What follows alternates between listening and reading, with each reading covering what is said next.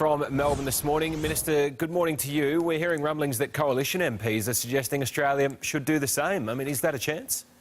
No, it's not. The Turnbull government is strongly supportive of the Paris Agreement.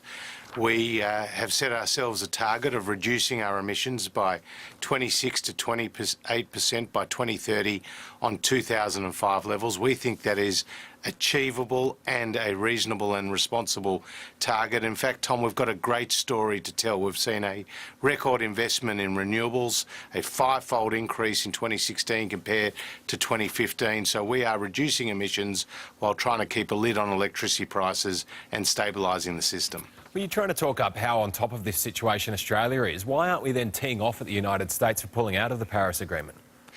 Well, the first thing to say is Donald Trump went into his election campaign saying that this is what he was going to do in Paris. So it was one of the most telegraphed policy positions I can ever remember.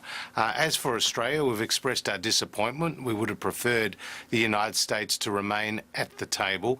And as you said in your introduction, more than 190 countries have signed on to the Paris Agreement, and many of those have already ratified in record time. So it is a global agreement. Even without the United States, it still represents 70% of the world's emissions, and we've got our target. We'll go ahead and beat it, just as we have done with previous emissions reduction targets. Just very quickly, though, is it a bit of a waste of time now having this agreement if the United States, of all countries, doesn't want to be a bar of it?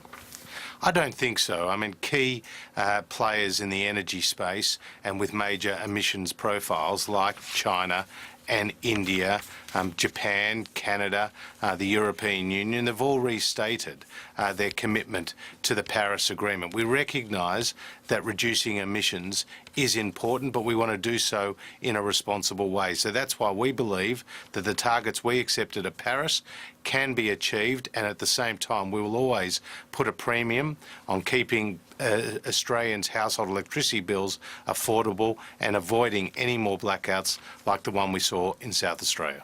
All right, Minister, thank you for joining us this morning. Deb, Good to be with you, Tom. All right.